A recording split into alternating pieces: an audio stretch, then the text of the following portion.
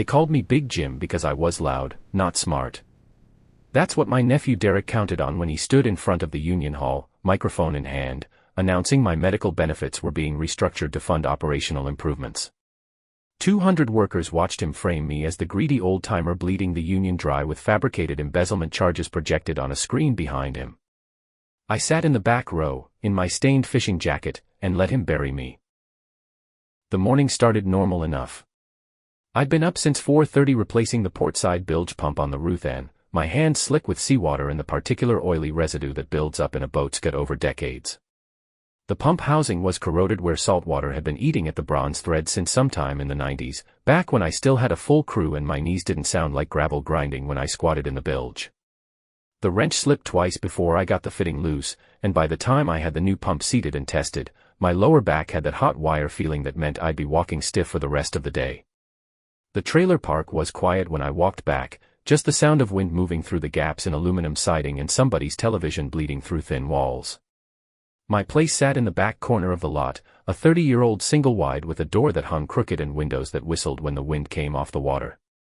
The coffee I made tasted like the tap water it was brewed from, metallic and slightly fishy, but it was hot and it worked. I was sitting at the fold-out table with the local paper when my phone buzzed. Tommy Rizzo. The text just said check your email and union meeting tonight 7 p.m. mandatory attendance. I didn't own a computer, so I walked the quarter-mile to the marina office where Linda let me use the desktop they kept for filing catch reports. The email from Derek had the union logo at the top and about 6 paragraphs of corporate language that boiled down to financial restructuring and legacy cost management and operational efficiency improvements. My name appeared in paragraph 4. James Kowalski, recipient of full medical benefits despite inactive status, subject of ongoing financial review. The blood didn't rush to my face. My hands didn't shake. I just felt my jaw tighten and a familiar coldness settle into my chest, the same feeling I used to get when weather was turning bad and I had to decide whether to run for shore or ride it out. I printed the email, folded it into quarters, and walked back to my trailer. By 6:15 that evening, I'd showered and put on the same Carhartt jacket I'd worn to union meetings for 20 years. The canvas was stiff with old salt and fish oil, and there was a burn mark on the left sleeve from when I'd brushed against the exhaust manifold on the Ruthan's engine back in 2008. The drive to the union hall took 11 minutes. The building sat on waterfront property that used to be a processing plant, brick and cinderblock construction with aluminum frame windows that rattled in their housings. The parking lot was full by the time I arrived, pickups and work vans crowded into spaces marked by fading yellow paint. Inside, the air smelled like floor wax and the particular mustiness of a building that's always damp because it's too close to the water. Fluorescent lights hummed overhead, some of them flickering with the arrhythmic pulse of ballast starting to fail. The main meeting room had folding chairs set up in rows, the kind with vinyl seats that stuck to your legs in summer and felt like ice in winter. I counted maybe 200 men, some I'd worked with for decades, others young enough to be my grandchildren. I took a seat in the back corner where the wall met the emergency exit. The metal chair was cold through my jeans. Derek walked to the podium at exactly 7. My nephew had gotten tall like his grandfather, but soft around the middle in a way that came from sitting at desks instead of pulling nets. He wore a suit that looked expensive, charcoal gray with a subtle pinstripe, and shoes that had never seen the deck of a boat. His hair was cut short and neat, and when he smiled at the crowd, I could see the teeth-whitening treatments Ashley had probably talked him into. Behind him, someone had set up a projector connected to a laptop. The union logo glowed on the pull-down screen, and underneath it, words in a font that was trying to look important. Financial Reform Initiative. He adjusted the microphone with hands that were smooth and uncalloused, and when he spoke, his voice had that practiced cheerfulness of someone who'd taken a seminar on public speaking. Gentlemen, thank you for coming tonight. We're here to discuss the future of this organization and the difficult decisions we need to make to remain competitive in a changing industry. The PowerPoint clicked to the next slide. A pie chart appeared, sections color-coded and labeled with percentages. He had a laser pointer, the kind that throws a little red dot, and he used it to highlight the section labeled Legacy Benefits. This wedge represents $42,000 annually. That's money that could be going toward equipment upgrades, safety improvements, or performance incentives for active members. Instead, it's locked into medical coverage for one individual who hasn't actively fished in 8 years. Click. My name appeared on the screen in letters big enough to read from the parking lot. James Kowalski. My uncle. A man who's had a long career in this industry, but whose continued benefits represent a significant drain on our collective resources. My throat felt dry, but I didn't reach for the bottle of water I'd brought. My hands stayed on my knees, and I kept my breathing steady and slow. Derek clicked again. The screen filled with what looked like bank statements, screenshots with account numbers partially redacted and withdrawal amounts highlighted in yellow. According to documents I've obtained through our financial review process, there are irregularities dating back to 2008. Withdrawals from the pension fund that correspond with Mr. Kowalski's tenure as trustee. Unexplained transfers. Missing documentation. Someone in the third row shifted in their seat. The sound of vinyl creaking was loud in the silence. I'm not making accusations, Derek continued, but his voice said otherwise. I'm simply stating that we have a fiduciary responsibility to investigate these discrepancies. And in the meantime, I'm proposing we immediately suspend Mr. Kowalski's benefits pending a full audit. The money we save, approximately $3,500 per month, will be redirected to operational improvements and performance bonuses for union leadership who are actively contributing to our success. I watched Tommy Rizzo's head turn, looking for me in the crowd. His face had gone red, and his hands were gripping the chair in front of him. But I gave him the smallest shake of my head, just enough to say not now. Derek was still talking, laying out his vision for a leaner, more competitive union. Words like modernization and efficiency and new leadership paradigm. 6 board members sat in chairs behind him, younger men in button-down shirts who nodded along like they'd rehearsed this. I stood up slowly, my knees popping loud enough that a few heads turned. I didn't say anything. I just walked toward the exit, my boots making soft sounds on the industrial carpet. Behind me, Derek's voice continued, rising slightly with confidence. This is about the future, gentlemen. About making hard choices that position us for long-term success. I pushed through the door into the October night. The air off the water was cold and clean, tasting like salt and diesel fuel. My truck was parked under a light that had burned out sometime last month. I got in, started the engine, and sat there while it warmed up. My hands were steady on the steering wheel. The coldness in my chest had spread outward, numbing and clarifying at the same time. I drove back to the trailer, parked in my usual spot, and made a fresh pot of coffee in the machine I'd owned since 1998. The pot was cracked along the bottom edge, and the heating element made a clicking sound when it warmed up, but it still worked.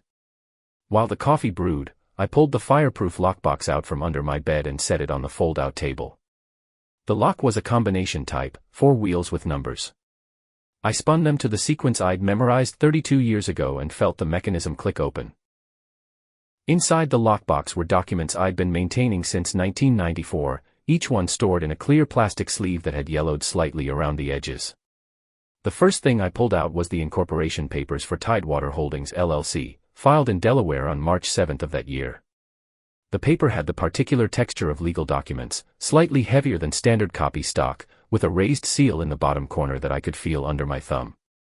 My name appeared as registered agent, but listed under my middle name, Thomas.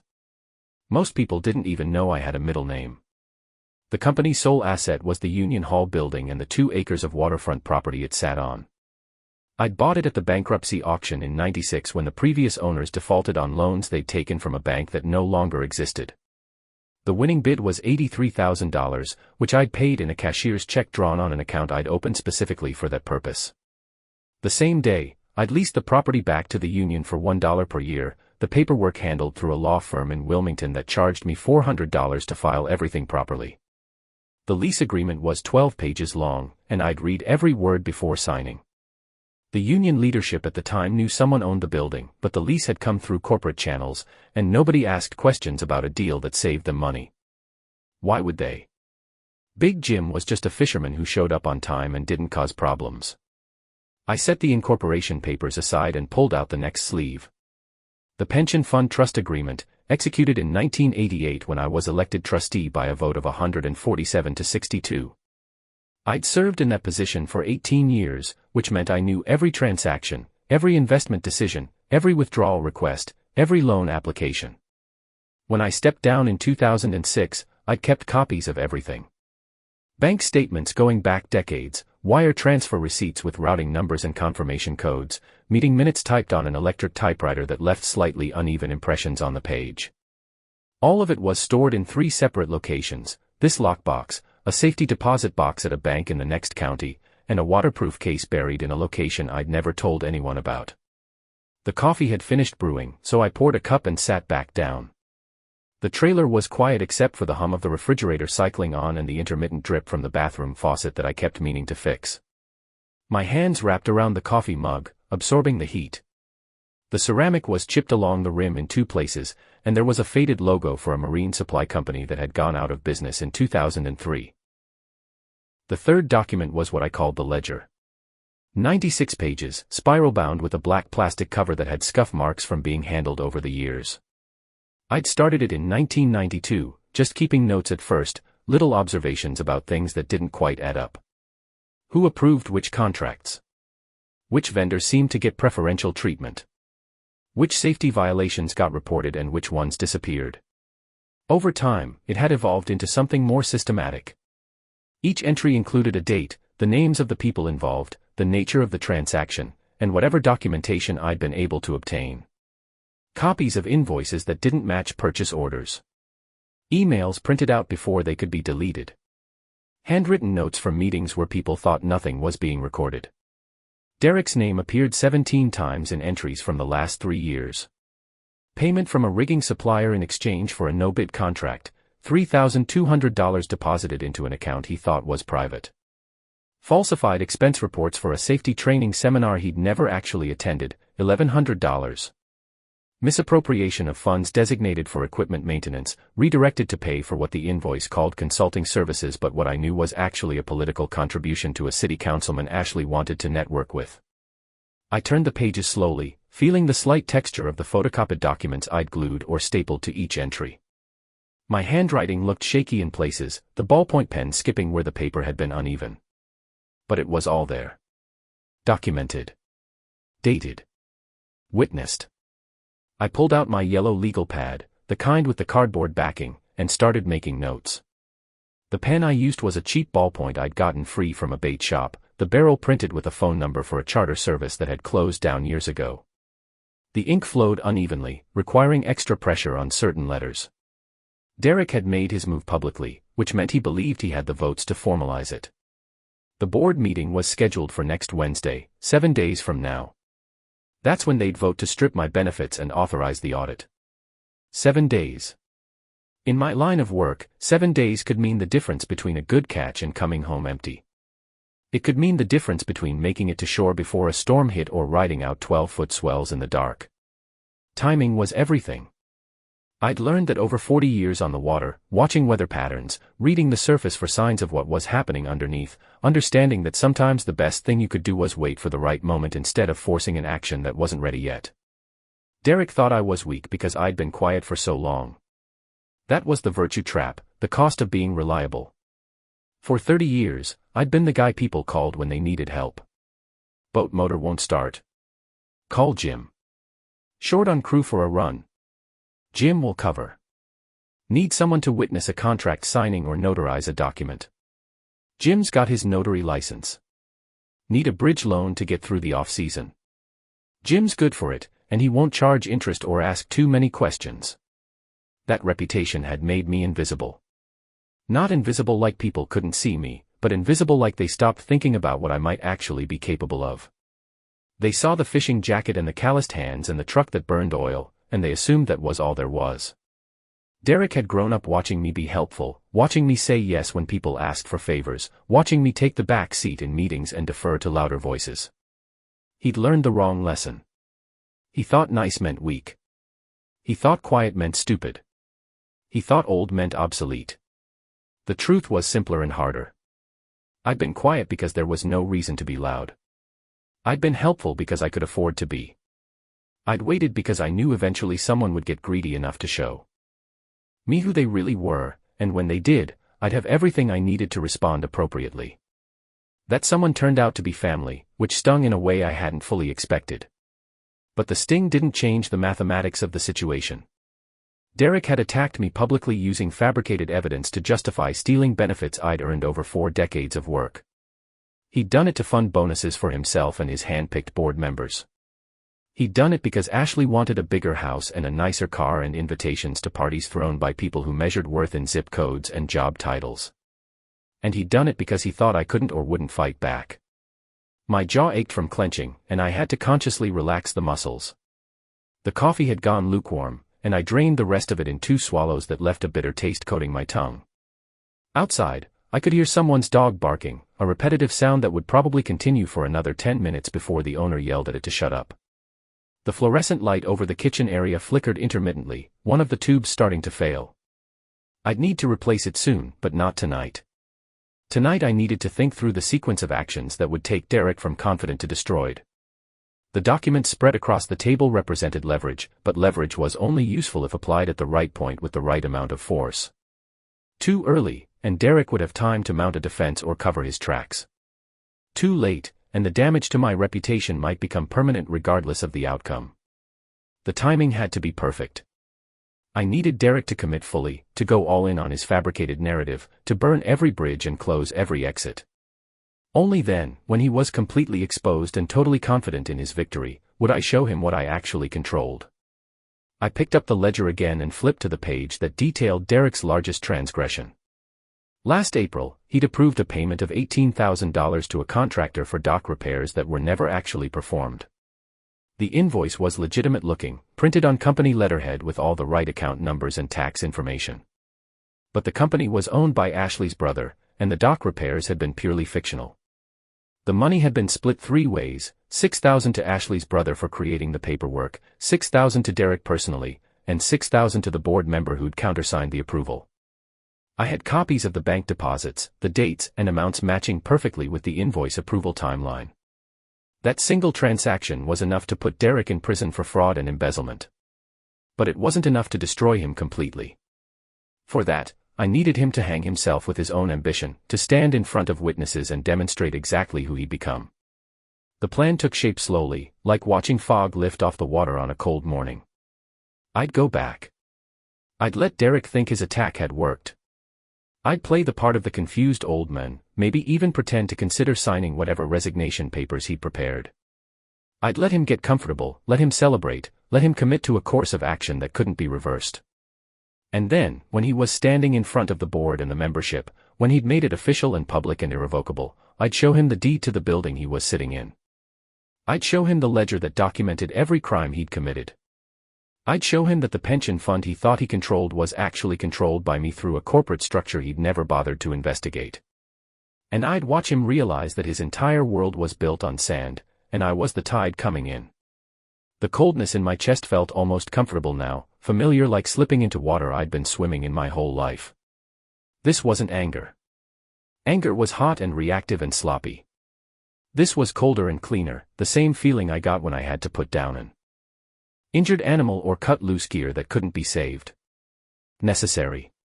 Mechanical. Final.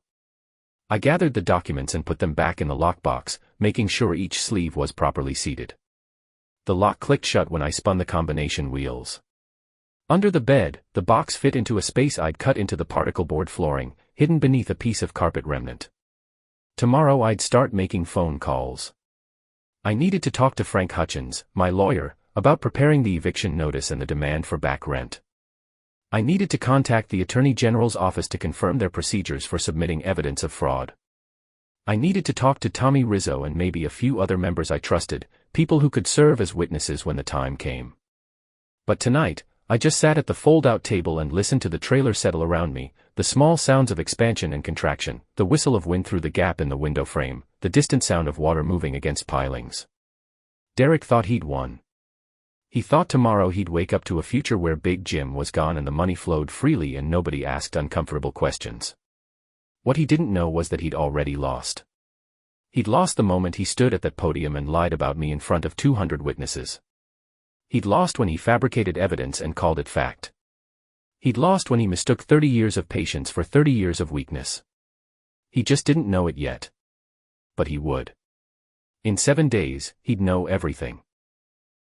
The call came at 9:47 the next morning while I was running bilge water out of the Ruthen's hull, watching the oily rainbow shimmer spread across the surface of the marina slip. My phone buzzed in my jacket pocket, and I had to wipe my hands on my jeans before I could answer, the denim already stiff with salt and old fish scales that never fully washed out. Derek's voice came through with that false warmth people use when they're trying to sound reasonable, like syrup poured over something rotten. "Uncle Jim, we need to talk about last night's meeting. I want you to understand this isn't personal." I kept my voice neutral, letting the boat rock slightly under my feet as another vessel passed in the channel. The wake slapped against the hull with a hollow sound. "What's there to talk about?" "The board's voting on the benefit restructuring next Wednesday," Derek said, and I could hear him shifting in his chair, the expensive leather creaking in a way that suggested weight settling into comfort. "I wanted to give you a chance to respond to the allegations before we formalize everything. Maybe we can work something out that's better for everyone." I let 5 seconds of silence stretch between us, counted them off in my head while I watched a plastic bottle drift past in the brown water. "Work out what exactly?" "Well," Derek's voice took on a confiding tone, like he was doing me a favor. "If you were to resign from the union voluntarily, we could frame it as retirement.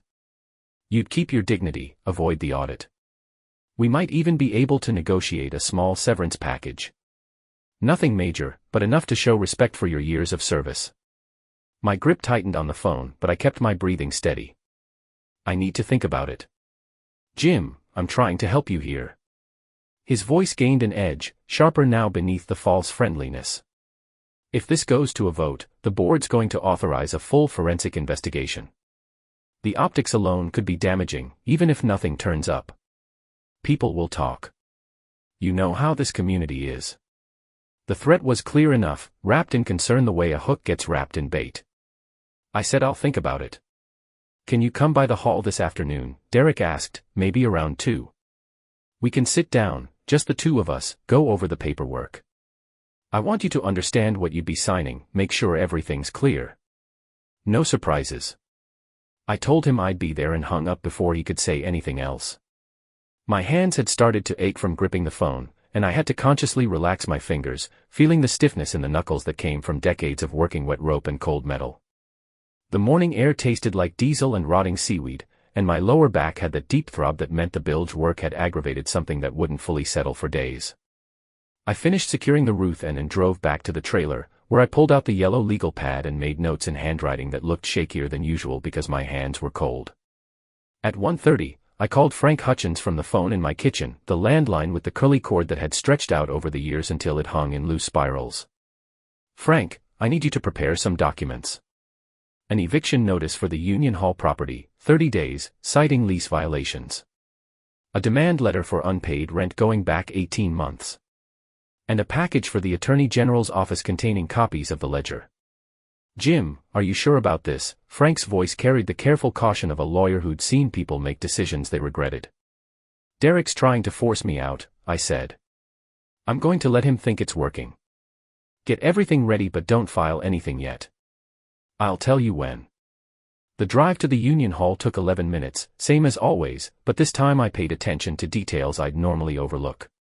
The building sat back from the road about 40 yards, accessible by a paved drive that had cracks running through it like spider webs, grass growing up through the gaps. The property line was marked by a chain-link fence on the north side and a hedgerow of wild Rosa rugosa on the south, the plants thick and tangled and covered in hips that had turned dark red. 2 acres of waterfront land in a county where waterfront was selling for $700,000 an acre or more. The parking lot was mostly empty in the afternoon, just Derek's car and a couple of work trucks that probably belonged to guys using the hall's storage area. Derek's vehicle was a late-model sedan, German make, with paint so black it looked wet. The interior would smell like leather conditioning spray and whatever cologne he'd started wearing, something that came in a box and cost more than I spent on groceries in a month. I parked my truck 3 spaces away and sat there for a moment, feeling my heart rate slow and steady, the way it used to before running nets in rough weather. The building's front door was aluminum and glass, the kind that had a pneumatic closer that hissed when it moved. Inside, the air had that particular smell of floor wax and damp concrete, and the fluorescent lights overhead buzzed with a frequency that made my teeth ache if I paid attention to it. Derek's office was in the back, what used to be the union president's workspace when I'd first joined in 1976. The door was open, and I could see him sitting behind a desk made of laminate veneer trying to look like oak, the surface so clean it reflected the overhead lights in perfect rectangles. He looked up when I knocked, and his expression shifted into something that was probably meant to be sympathetic concern but came across more like the look a cat gives a mouse before the final pounce. "Uncle Jim, come in, please. Have a seat." The visitor's chair was molded plastic with metal legs, the kind they bought in bulk from office supply catalogs. It creaked when I sat down, and the seat was slightly too small, designed for someone with less shoulder width or someone who hadn't spent 40 years hauling nets. Derek leaned back in his chair, his hands folded across his stomach in a pose that was probably supposed to look relaxed but just made me notice the softness around his middle, the way his shirt pulled tight across his belt. "I've been thinking about what we discussed, Jim. I really do want to make this transition as smooth as possible for you." "What do I need to sign?" I asked, keeping my voice flat and a little confused, like a man who wasn't quite following the details. He slid a document across the desk, pre-printed on union letterhead with the logo watermarked in the background. "Voluntary resignation, waiver of future benefits, release from all claims." The language was dense, full of whereas and hereby and in consideration of clauses that ran for 3 or 4 lines without a period. I picked it up and read it slowly, moving my lips slightly, running my finger along the lines the way someone does when they're struggling with terminology that's above their education level. "This says I can't ever come back," I said. "That's standard," Derek assured me, his voice taking on a patient tone, like he was explaining something simple to someone slow. "We need clean breaks, Jim. For both our sakes.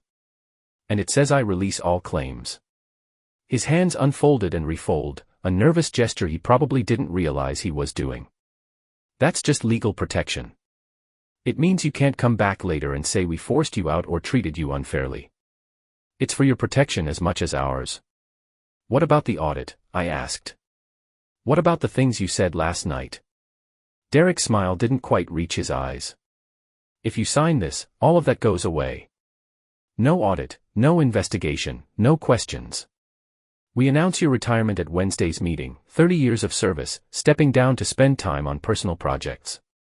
Clean exit, everyone's happy." I set the document down on the desk and pulled a pen from my jacket pocket, the same cheap ballpoint from the bait shop. Then I stopped, the pen hovering over the signature line. "I need a day to think about it." Derek's jaw tightened, just a small movement but I saw it, the muscles bunching under the skin. "Jim, the board meets Wednesday. I need your signature by Tuesday morning at the latest." "Then you'll have it Tuesday morning," I said, standing up. The chair scraped against the floor with a sound that was too loud in the small office. Derek stood too, and for a moment we were facing each other across the desk, and I could see the calculation happening behind his eyes, trying to figure out if I was stalling or just slow to make decisions. "This is the right choice," he said finally. "For everyone. Ashley and I, we care about you. We want you to be taken care of."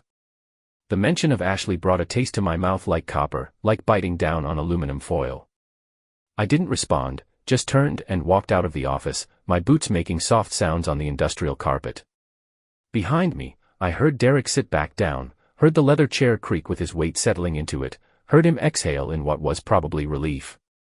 The drive back to the trailer took 11 minutes, and I spent all of them running through the conversation in my head, cataloging each thing Derek had said, each promise he'd made, each threat he'd implied. When I got home, I pulled out the yellow legal pad again and wrote it all down while the details were fresh, noting the time, the location, the specific language he'd used. No audit if I signed. Clean exit.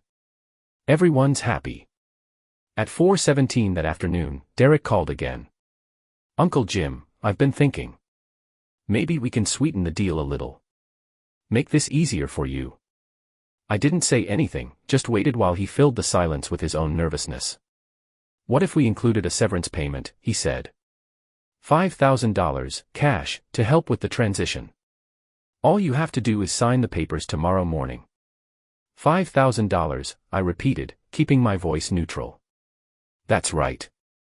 And we'll process it immediately, have a check ready by end of business Tuesday." His eagerness was starting to show, the way a fish shows when it's hooked deep and knows it but keeps fighting anyway. "Can I think about it overnight?" I asked. "Jim," Derek's voice gained an edge again, sharper this time, I'm trying to be generous here. I'm trying to help you avoid a very ugly situation. The board has already seen the evidence. They're ready to vote. If you don't take this offer, things are going to get very difficult for you very quickly. I understand, I said. I'll call you tomorrow morning. After I hung up, I sat at the fold-out table and felt something shift in my chest, the coldness spreading outward until it reached my fingers and toes. Derek was rushing now, pushing too hard, which meant he was worried about something. Maybe one of the board members was getting nervous. Maybe someone had started asking questions about the fabricated evidence. Maybe he just wanted this finished before anyone looked too closely at what he was actually doing. Whatever the reason, he was making mistakes, offering things he hadn't planned to offer, saying things that revealed more than he intended. The trap was closing, but it was closing around him, not me. I just needed to let him finish the job. Tuesday morning arrived cold and gray, with fog sitting heavy over the water and the smell of rain coming in from the east. I was at the marina by 6, checking the roof ends lines and making sure everything was secured properly before the weather turned. By 8:30, I was back at the trailer with fresh coffee and the resignation papers Derek had given me, reading through them one more time to make sure I understood every clause and every implication. At 9:15, my phone rang. Derek, right on schedule. Have you made a decision? He asked, and I could hear the tension in his voice, the tightness that came from waiting for an answer he needed but couldn't control. I'm leaning toward signing, I said slowly, but I need to understand something first. The audit you mentioned, the allegations about the pension fund. If I sign this, that all goes away. Completely. Completely, Derek confirmed. We announce your retirement, you get your severance, and everyone moves forward. No looking back. And the board's already approved the severance payment. Derek hesitated, just a fraction of a second. They will once you sign. It's conditional on the resignation being finalized. So you're offering me money you don't actually have authorized yet, I said, still keeping my voice confused rather than confrontational. Jim, it's a formality. The board does what I recommend. Trust me, this is handled. I let silence stretch for a long moment. Okay, I said finally. I'll come by this afternoon and sign. Derek's relief was audible, a long exhale that he probably didn't realize I could hear. 2 o'clock, he said. I'll have everything ready. After I hung up, I called Frank Hutchins one more time. Everything ready? I asked. The eviction notice, the demand letter, the package for the AG's office. It's all prepared, Frank confirmed. Just waiting for your word. I'll call you Wednesday morning, I said. Make sure you're available. Jim, what are you planning? I'm planning to teach my nephew about the difference between a signature and a surrender, I told him, and hung up before he could ask more questions. The rest of Tuesday passed slowly, each hour measured by the movement of light across the trailer's interior and the gradual shift of wind direction as the weather system moved closer. I spent the time reviewing documents, making sure every detail was correct, every date was accurate, every piece of evidence was properly documented. At 1:45, I put on my fishing jacket and drove to the Union Hall for the last time as someone who was pretending to be defeated.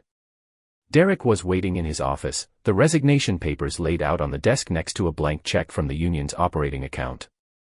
He'd even prepared a pen, one of those expensive ones with the union logo engraved on the barrel. Uncle Jim, he said, standing up and gesturing to the visitor's chair. I'm glad you're being reasonable about this.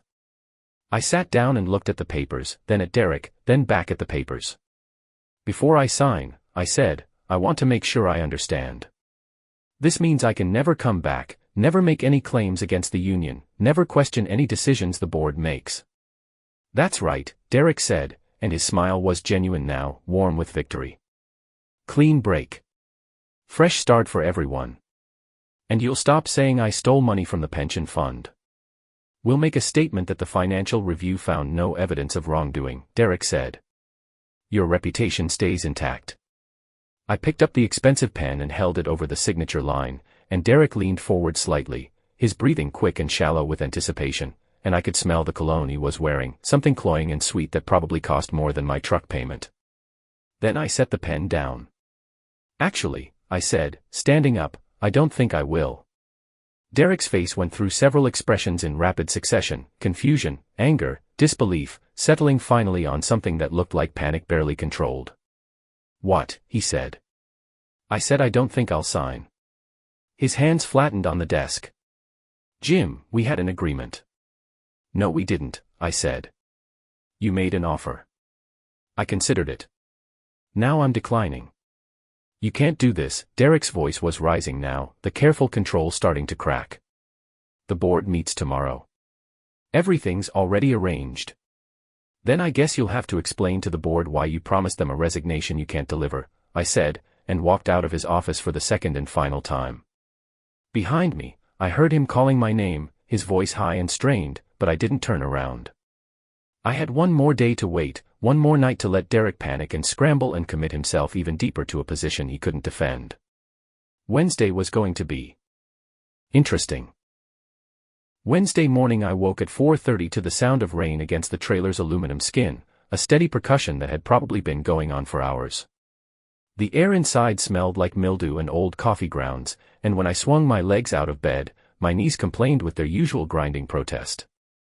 I made coffee in the dark, not bothering with lights, just the dim glow from the stove clock casting enough illumination to see the Mr.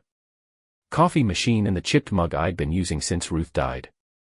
The coffee tasted bitter and metallic, but it was hot and it worked its way into my system while I sat at the fold-out table and listened to the rain and thought about timing. Frank Hutchins called at 7:12, his voice carrying the careful neutrality of a lawyer who suspected his client was about to do something dramatic. "Jim, I've got everything ready. The eviction notice, the demand letter, the package for the Attorney General. Do you want me to attend the meeting tonight?" "No," I said. "I need you on standby. When I call, I need you to execute immediately. File the eviction, send the demand letter, submit the package to the AG. Same day, no delays." He was quiet for a moment.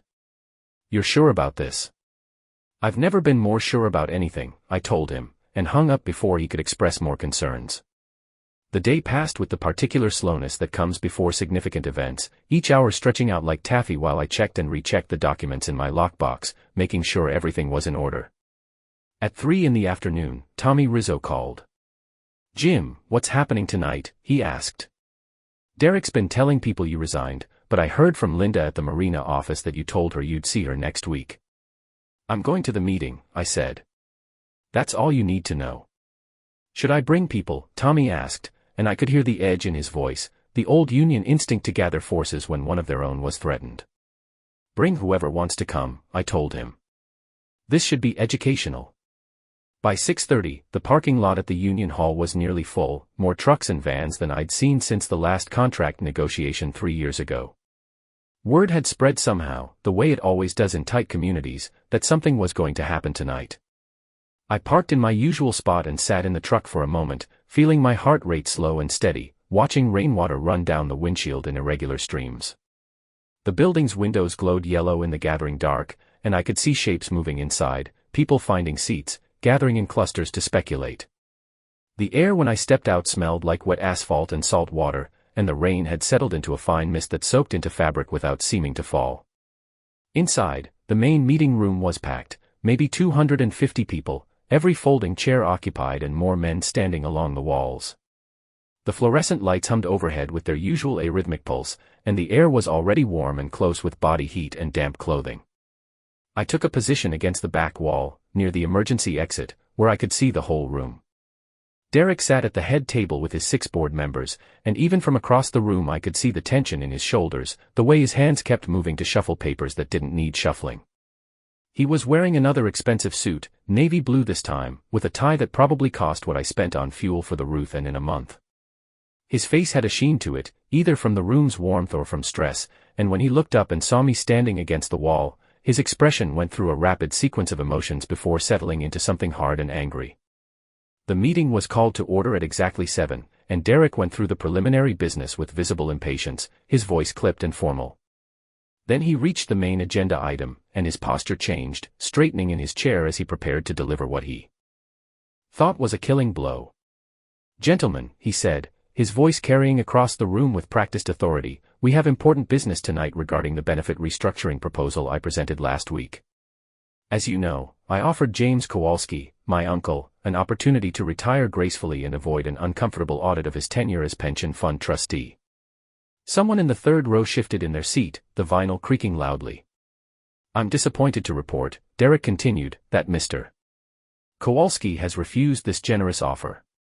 He's refused to cooperate with our financial review, refused to provide documentation we've requested, and refused to accept responsibility for irregularities that date back more than a decade. Therefore, the board has no choice but to move forward with the following actions. He picked up a document and began reading, his voice gaining confidence with each word. First, immediate suspension of all benefits pending completion of a forensic audit.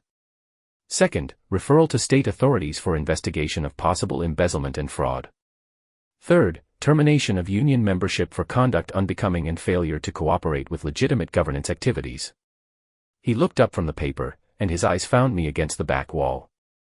The board has voted, Derek said, and I could hear the triumph starting to creep into his voice. 6-0 in favor. Effective immediately, James Kowalski is no longer a member of this union and no longer entitled to any benefits, considerations, or privileges thereof. The room had gone completely silent, that particular quality of quiet that happens when everyone is holding their breath waiting to see what comes next. Furthermore, Derek continued, and now he was fully committed, riding the wave of his own authority, I want to address the rumors and speculation that have been circulating. Some people have suggested that this action is personal, that it's motivated by family conflict or generational differences. Let me be absolutely clear. This is about financial responsibility. This is about protecting the assets of this union from someone who has demonstrated, through his own refusal to cooperate, that he has something to hide. He stood up, and the movement made him seem taller, more imposing, or at least that's probably what he thought. My uncle had 30 years to build a reputation in this industry, Derek said, his voice taking on a tone of regretful disappointment that was so practiced it almost sounded genuine. It's tragic that he's chosen to end his career under a cloud of suspicion. But the board cannot, and will not, allow sentiment to override our fiduciary duty. I felt something shift in my chest, the coldness spreading outward and downward until it reached my fingertips. This was it. This was the moment Derek had committed so fully that there was no path back, no way to claim misunderstanding or temporary judgment lapse. He'd called me a thief in front of 250 witnesses. He'd terminated my membership. He'd referred me to state authorities for criminal investigation. He'd done it officially, publicly, irrevocably. Derek was still talking, explaining the timeline for the audit and the process for selecting a forensic accountant and the safeguards the board would implement to prevent future irregularities. His voice had taken on the rhythmic quality of someone who was enjoying the sound of their own authority, and I could see some of the board members nodding along, their expressions settled into the comfortable certainty of people who believed they were on the winning side.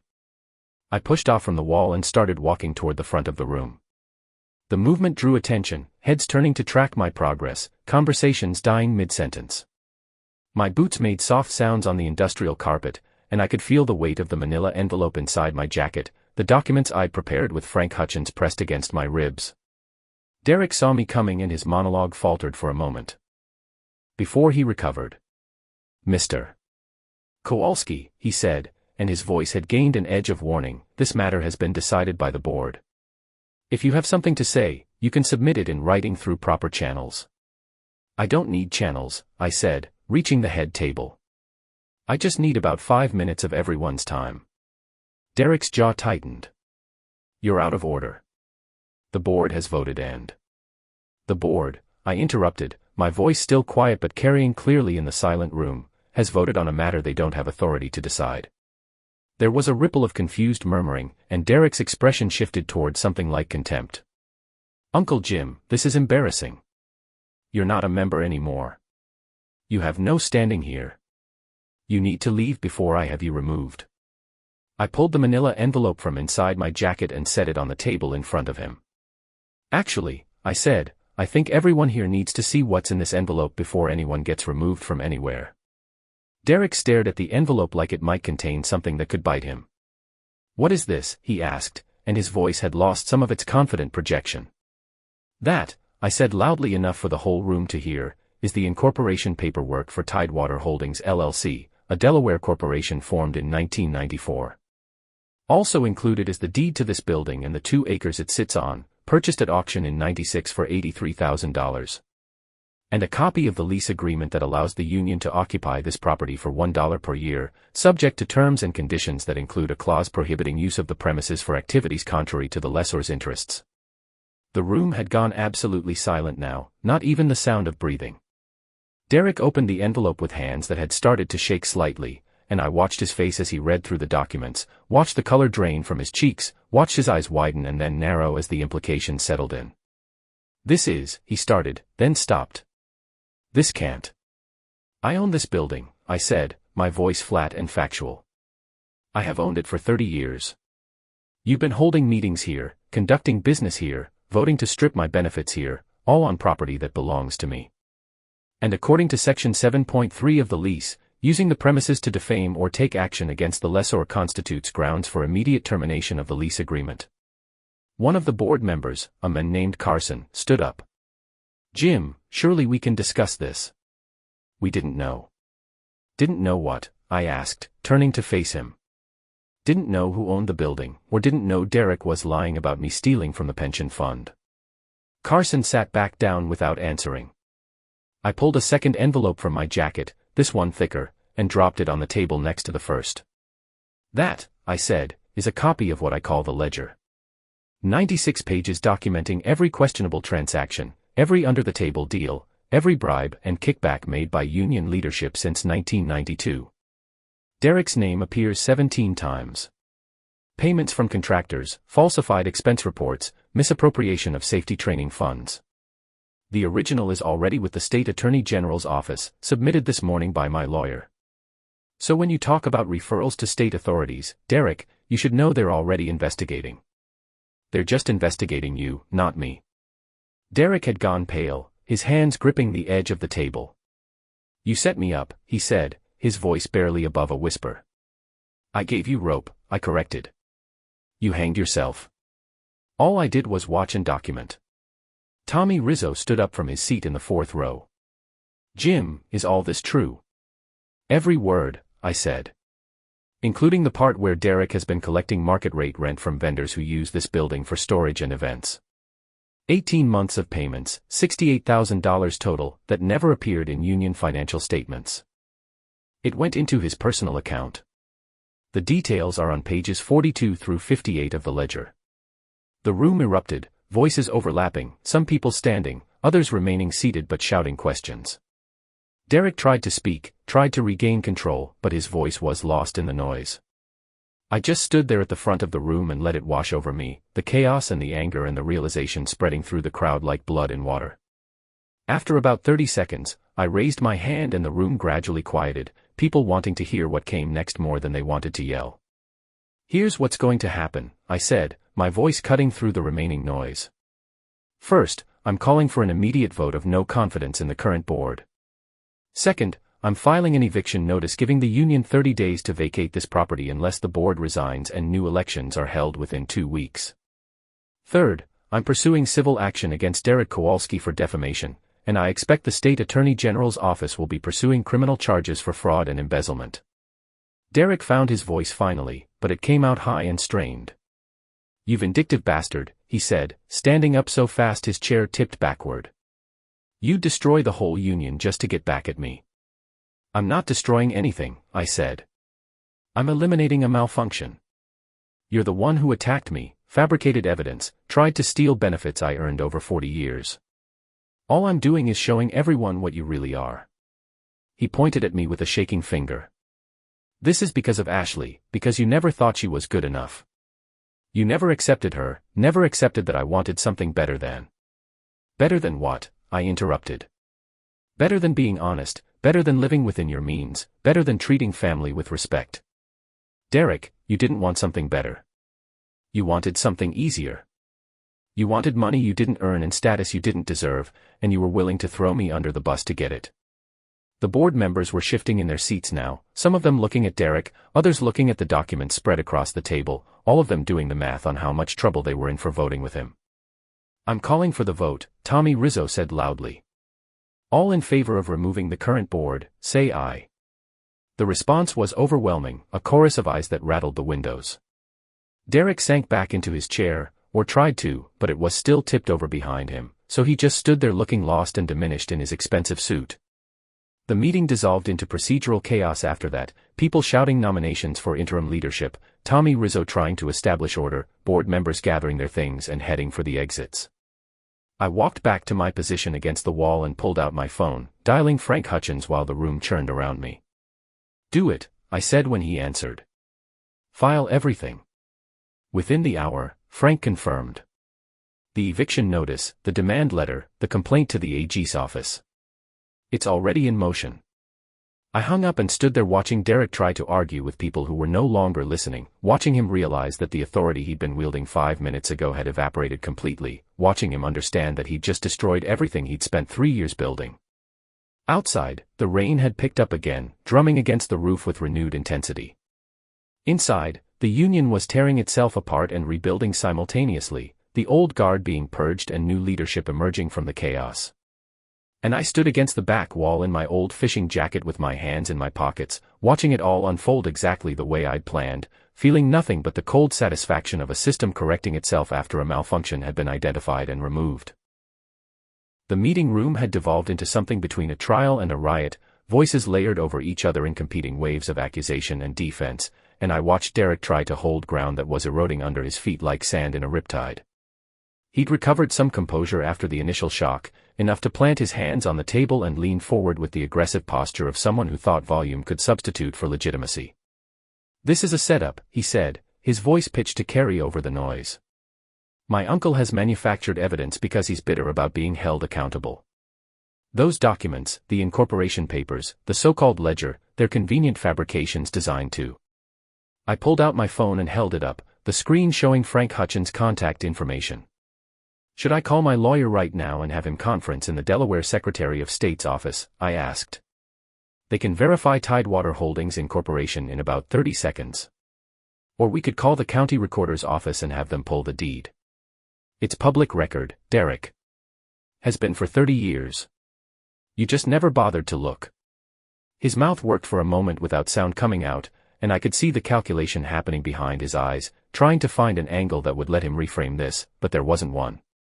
Tommy Rizzo had moved to the front of the room and picked up the ledger, flipping through pages with an expression that was growing darker with each entry he read. "Derek," he said, and his voice had gone quiet in a way that was more dangerous than shouting, "this has your signature on a dozen invoices. Payments to contractors I've never heard of for work that was never done. Those are legitimate expenses," Derek said, but his voice had lost its projection, gone thin and reedy. "Approved through proper channels." Tommy held up a photocopied invoice. "This one's dated March 15th of last year. $2,200 to Coastal Marine Services for engine repair on Union vehicles. Derek, we don't own any vehicles. The Union doesn't maintain a fleet. We never have." The silence that followed was the kind that happens when everyone in a room simultaneously realizes they've been lied to, a collective intake of breath and held suspension before the explosion. I stepped forward again, and the movement drew every eye in the room. "Let me clarify something," I said, my voice level and factual, the tone I used to use when explaining electrical systems to apprentices who didn't understand current flow. Derek has spent the last 3 years systematically stealing from this union.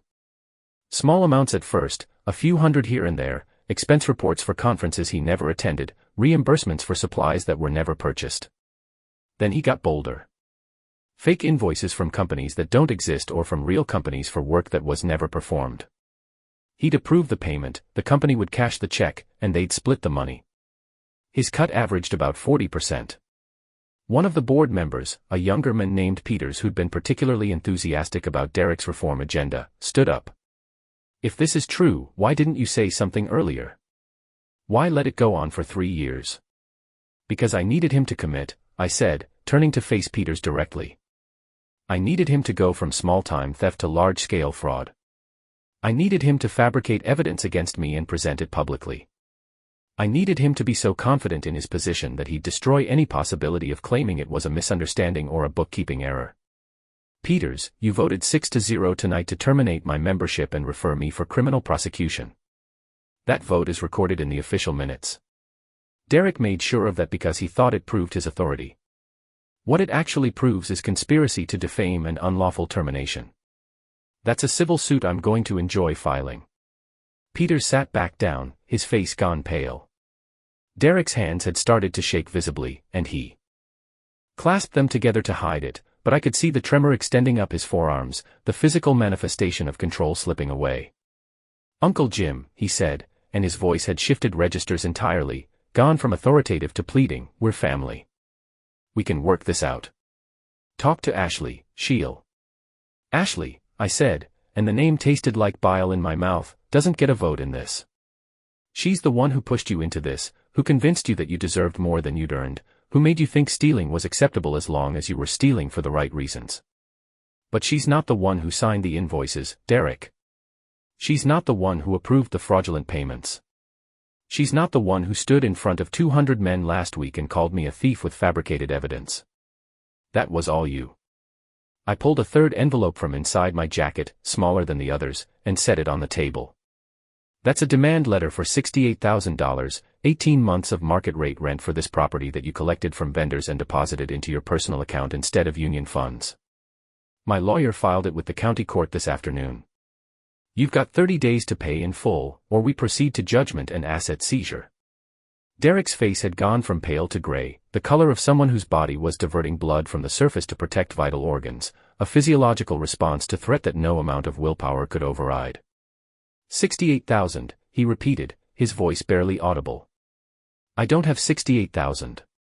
"Then you should have thought about that before you stole it," I said. Tommy Rizzo was still reading through the ledger, and he stopped on a page near the end, his finger tracing a highlighted entry.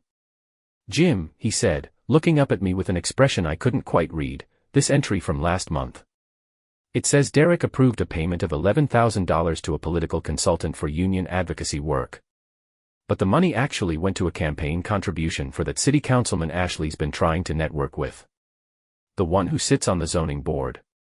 Derek's head snapped toward Tommy. "That's privileged information, that's illegal," Tommy finished.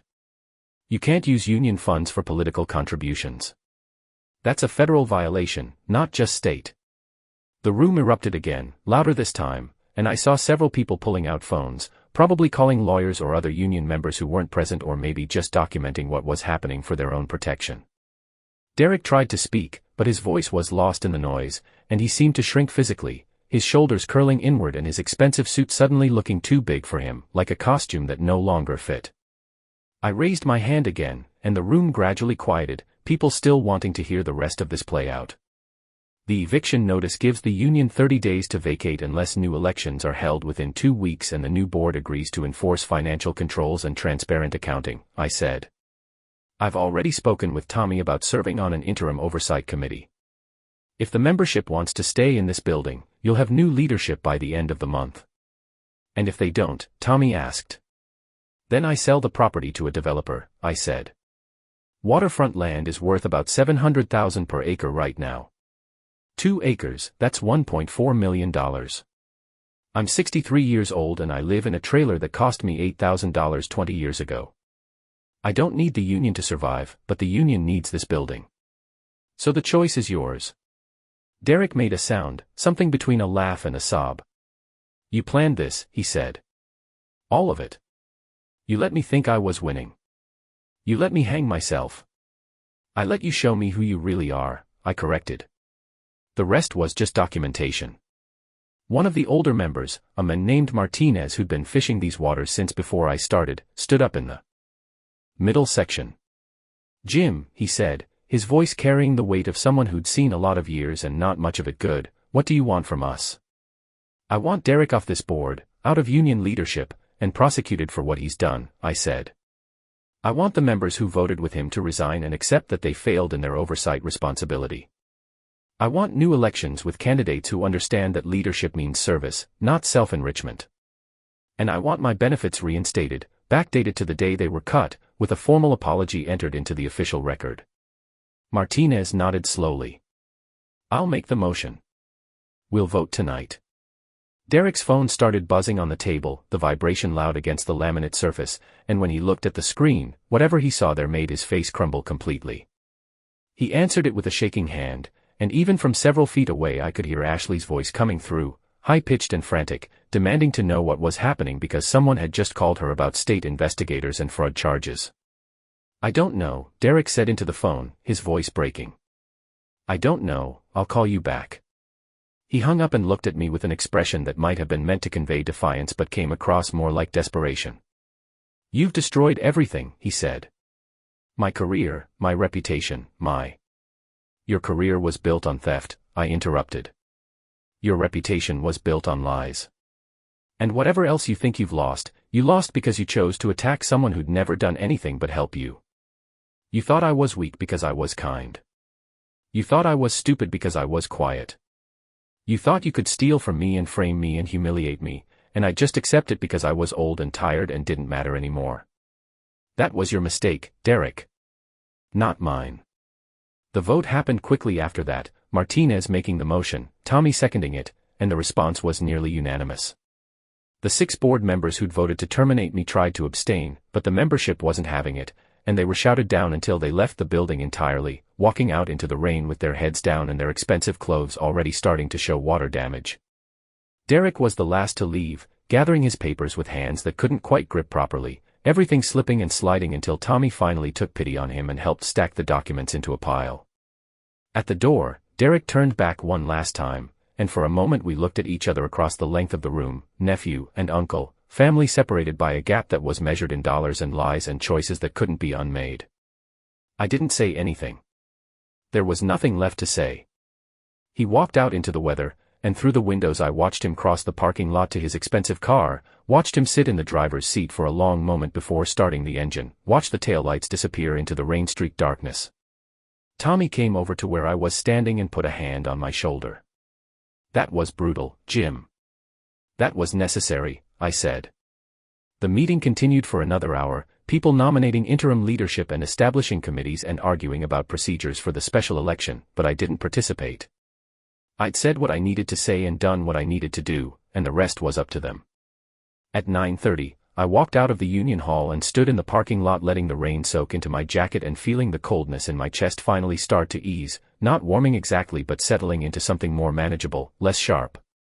My truck started on the second try, and I drove home through streets that were empty and dark, the rain steady against the windshield and the wipers leaving streaks that made the streetlights blur and halo.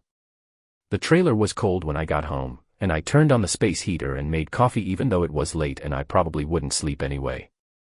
While the pot brewed, I sat at the fold-out table and looked at my hands, at the calluses and scars and age spots, at the slight tremor that came from adrenaline finally draining out of my system. My phone buzzed with a text from Frank Hutchins. "It's done," the message read. "Eviction filed, demand letter served, AG's office confirmed receipt of evidence package. You should expect Derek to be arrested within 48 hours. I didn't respond, just set the phone down and poured my coffee and sat in the quiet trailer listening to the rain and thinking about how systems work when they work correctly, about checks and balances and the importance of documentation, about what happens when someone mistakes patience for weakness and silence for consent. Derek would face charges, probably multiple felonies, and he'd lose everything he'd spent 3 years building. The expensive suits, the political connections, the image of success he'd manufactured with stolen money and fraudulent invoices. Ashley would leave him, I was certain of that, because people like Ashley didn't stay when the money dried up and the status evaporated. He'd probably serve time, and when he got out, he'd be 40 years old with a criminal record and no prospects and a hard education in the difference between what you want and what you've earned. That wasn't my problem. I'd given him every chance to be honest, to admit what he'd done, to accept responsibility and make restitution. Instead, he doubled down, attacked harder, committed more fully to a course of action that required me to be weak and stupid and defeated. He'd been wrong on all counts, and now he'd pay the price for that miscalculation. The coffee was bitter and too hot, and it burned my tongue slightly when I drank it, but I finished the cup anyway and poured another. Outside, the rain continued its steady percussion against aluminum, and somewhere in the distance I could hear a boat motor running, probably someone coming in late from checking traps or maybe just running empty to burn off stress. Tomorrow I'd go back to work on the Ruth Ann, check the bilge pump installation, run the engine through its maintenance cycle, prepare for the next season. The day after that, I'd probably start receiving calls from lawyers and investigators and reporters who'd heard about what happened at the union meeting. I'd answer their questions factually and completely, provide documentation when requested, and let the system work the way it was designed to work. But tonight, I just sat in my trailer and drank bitter coffee and felt the satisfaction of watching a malfunction get corrected, of seeing consequences arrive exactly where they'd been earned, of knowing that sometimes the old systems work just fine as long as someone's paying attention and keeping records and willing to act when action becomes necessary. Derek had called me vindictive, and maybe there was some truth in that. But vindictive implied emotion, implied anger, or hurt driving the response. What I felt was colder and cleaner than that, more like the feeling I got when I had to cut loose fouled gear or put down an engine that couldn't be repaired. Necessary. Mechanical. Final. The rain eventually stopped sometime after midnight, and the silence that followed was almost louder than the storm had been, just the drip of water from the trailer's eaves and the distant sound of the bay settling after weather. I turned off the coffee pot and the space heater and went to bed, and for the first time in 3 weeks, I slept straight through until dawn without waking once. 3 weeks passed before Frank Hutchins called with the final accounting, and by then I'd already settled back into the rhythm of work that had defined most of my adult life, up before dawn to check traps, maintaining the Ruth and systems with the methodical attention that kept old equipment running, coming home to the trailer when the light failed and making dinner from whatever I had in the refrigerator that hadn't expired. The call came on a Thursday afternoon while I was replacing the starboard running light, my hands slick with dielectric grease and my knees protesting from squatting on the deck. Derek was arrested this morning, Frank said without preamble. State police picked him up at his apartment at 6:15. Multiple charges including embezzlement, fraud, wire fraud, and conspiracy. The AG's office is estimating total theft at somewhere north of $90,000 when you include all the fraudulent invoices and phantom contractors. I set down the screwdriver I'd been using and wiped my hands on a rag that had once been a shirt. What's the likely outcome? Frank was quiet for a moment, and I could hear papers rustling. Given the evidence, the documentation, the fact that he confessed to some of it when they brought him in, I'd say he's looking at 5 to 7 years minimum. Could be more if they stack charges or if he doesn't cooperate. Restitution will be part of any plea deal, but he doesn't have assets to cover what he stole. They'll garnish wages when he gets out, assuming he can find employment with a felony record. And Ashley, I asked. Gone, Frank said, and I could hear something like satisfaction in his voice. She moved out 4 days after the union meeting. Rumor is she's already seeing someone else, a lawyer from one of the big firms downtown. Derek's living in a 1-bedroom apartment in the cheap part of town, driving a 10-year-old sedan because they seized the car he'd been leasing.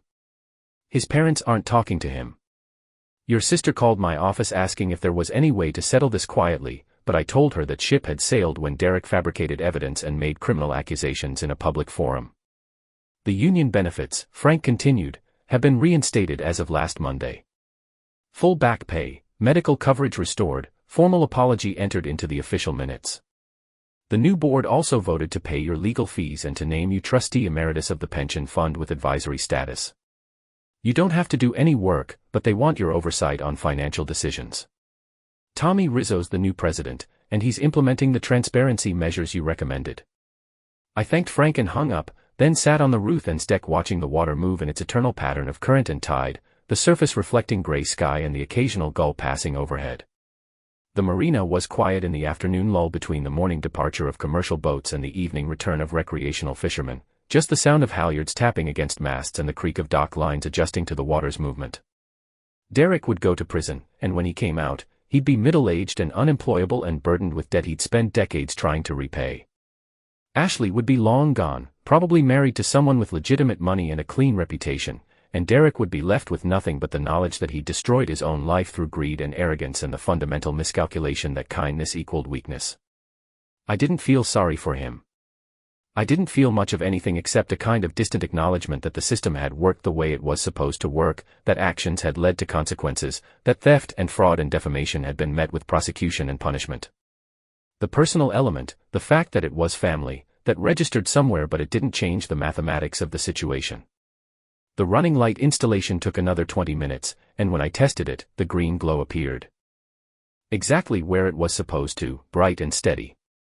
I coiled the extra wire and secured it with zip ties, then cleaned my tools and stored them in the deck box that had been on this boat since I'd bought it in 1989.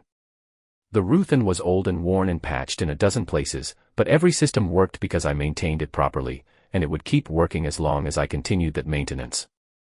That evening I drove to the Union Hall, not for a meeting but just to look at it from the outside, the building sitting on its 2 acres of waterfront property with lights glowing in the windows where the new board was holding their weekly planning session. I decided not to sell the property after all, had told Tommy that the lease would continue at $1 per year as long as the union maintained proper financial controls and transparent accounting. It felt right to keep it that way, to let the building serve its purpose while I maintained ultimate control over what happened on land I'd owned for 30 years without anyone knowing. The November air was cold off the water, carrying the smell of salt and dying seaweed and the first hints of winter coming down from the north. My breath made small clouds in the lamplight, and my knees ached from the day's work, and my lower back had that deep throb that never fully went away anymore. I was 63 years old, living in a 30-year-old trailer, driving a truck that burned oil, working a job that was slowly destroying my body joint by joint. But the trailer was paid for and the land it sat on was rented cheap and nobody could take it from me. The truck ran reliably despite its age because I maintained it properly. The work was honest and I was good at it and I could keep doing it as long as my body held out. Derek had wanted more than that, had wanted the expensive suits and the political connections and the image of success that required constant feeding with money he didn't have and status he hadn't earned. He'd been willing to steal and lie and destroy family relationships to get it, and now he had nothing except a criminal record and a prison sentence and the long slow years of paying back money he'd already spent on things that didn't matter. I tried to teach him differently, had modeled a life built on honest work and living within means and treating people with respect regardless of their economic status.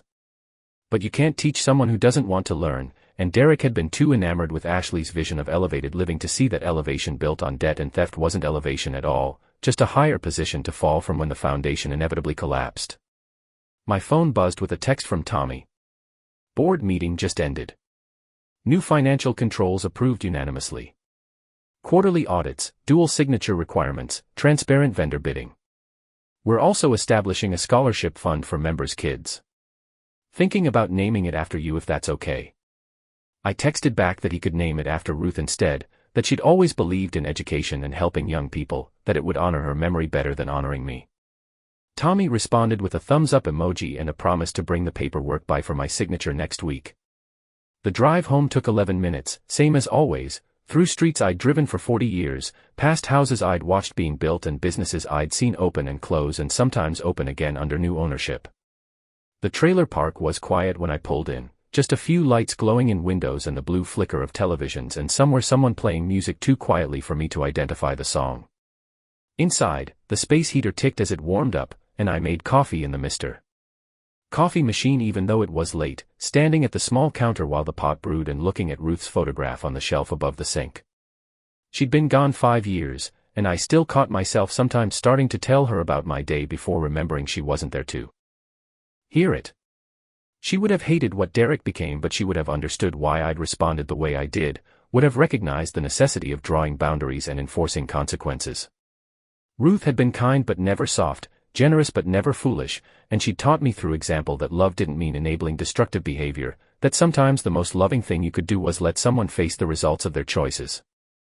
I poured coffee and sat at the fold-out table with the yellow legal pad, not to plan anything this time but just to record what had happened, to document the final outcome the way I'd documented everything else. Derek arrested on November 2nd. Charges filed for embezzlement, fraud, wire fraud, conspiracy. Estimated sentence 5 to 7 years. Restitution ordered but assets insufficient. Union benefits reinstated November 6th. Back pay received November 13th. New board implementing financial controls and transparency measures. Scholarship fund established in Ruth's name. The handwriting looked shaky in places, my grip on the cheap ballpoint pen not as steady as it used to be, but the words were clear enough. I dated the entry and closed the pad, then sat drinking coffee that was too hot and too bitter and exactly what I needed. Outside, the wind picked up slightly, whistling through the gap in the window frame with a sound I'd been hearing for 20 years and would probably hear for 20 more if I lived that long. The trailer creaked and settled the way old structures do, and somewhere in the park a dog barked twice and then went quiet. This was my life, small and simple and built on foundations that couldn't be shaken because they were anchored in reality rather than fantasy, in what I actually owned rather than what I wanted people to think I owned. Derek had called me a simple fisherman living in a trailer, and he'd meant it as an insult, as evidence of failure or lack of ambition. What he'd failed to understand was that simple wasn't the same as weak, and small wasn't the same as insignificant, and a man who knew exactly what he owned and controlled was more powerful than a man who pretended to own things that actually owned him. The coffee eventually went cold, and I poured it out and rinsed the cup and set it in the dish drainer to dry. The space heater had warmed the trailer to a comfortable temperature, and when I turned it off for the night, the walls ticked and creaked as metal contracted in the cooling air. In bed, I lay in the darkness listening to the familiar sounds of the trailer park at night, the distant hum of the highway, the periodic sound of water moving in pipes, the settling and shifting of structures built cheaply but maintained adequately. My body ached in all the usual places, knees and back and hands, the accumulated damage of 4 decades pulling nets and maintaining boats and working in cold water and rough weather. But the pain was manageable, familiar, the price of honest work honestly done. Derek would be lying in a cell tonight, or maybe in a holding facility waiting for arraignment, surrounded by strangers and facing a future measured in years of confinement and decades of debt. Ashley would be in some expensive apartment or house, probably already rewriting history to erase Derek from her narrative, explaining to her new lawyer boyfriend that she'd been deceived by a man who'd hidden his true nature until it was too late. The union members would be in their own homes, some of them probably still processing what had happened, others already moving on to the next crisis or concern. And I was here in my trailer, in my bed, in the life I'd built deliberately and maintained carefully, surrounded by things I actually owned and people who knew exactly who I was. Sleep came easier now than it had in weeks, and the last thought I had before drifting off was something Ruth used to say when people asked why we didn't want a bigger house or a newer car or the kind of lifestyle that required constant debt service. We don't need more than we have, she'd say, and we have more than we need, and that's the definition of wealth that actually matters. Derek had never learned that lesson, had confused acquisition with achievement and image with identity and leverage with power. The cost of that confusion would be measured in years and dollars and opportunities lost, and there was a kind of poetry in that, a symmetry between the crime and the punishment that satisfied something deep in my understanding of how the world should work. Morning would come early, and I'd wake to check traps and maintain systems and do the work that defined my days, and Derek would wake to face lawyers and judges and the grinding machinery of consequence, and Ashley would wake to whatever fantasy she was constructing with her new target, and the world would keep turning the way it always had, indifferent to what any of us wanted and responsive only to what we'd actually earned. That was the final lesson, the one I'd tried to teach Derek and failed, the one he'd have to learn now in the hardest way possible. Never mistake kindness for weakness, and never assume that silence means consent, and never forget that the patient man who keeps records and maintains systems and waits for the right moment is more dangerous than the loud man who acts without thinking, because patience and documentation and timing are the tools that turn individual actions into patterns, and patterns into evidence, and evidence into consequences that can't be argued away or explained into irrelevance. I'd been patient for 30 years, and in the end, that patience had been the weapon Derek never saw coming, the resource he never knew I had, the power he'd discounted because it didn't announce itself with volume or flash or the kind of performance he'd been trained to recognize as strength. Sleep took me under finally, and my dreams were quiet and unremarkable, just the usual fragments of memory and sensation, and when I woke 6 hours later to the sound of rain beginning again, I felt rested in a way I hadn't felt in months, the kind of rest that comes from finishing something difficult but necessary, from seeing a job through to completion, from watching a system correct itself after identifying and removing a malfunction. The Ruthan would need attention today, and there were traps to check, and Tommy wanted to meet about the scholarship fund paperwork, and life would continue in its small and simple and honest patterns. But Derek's life, the one he'd built on theft and lies and the fundamental arrogance of believing he could attack family without consequence, that life was over, finished, reduced to rubble that would take him years to clear away and decades to rebuild into something legitimate. That wasn't revenge. That was mathematics. That was cause and effect. That was what happened when you mistook an old man's patience for an old man's weakness, and I felt no guilt about it, no regret, just the cold satisfaction of watching the world work exactly the way it was supposed to when someone finally bothered to enforce the rules.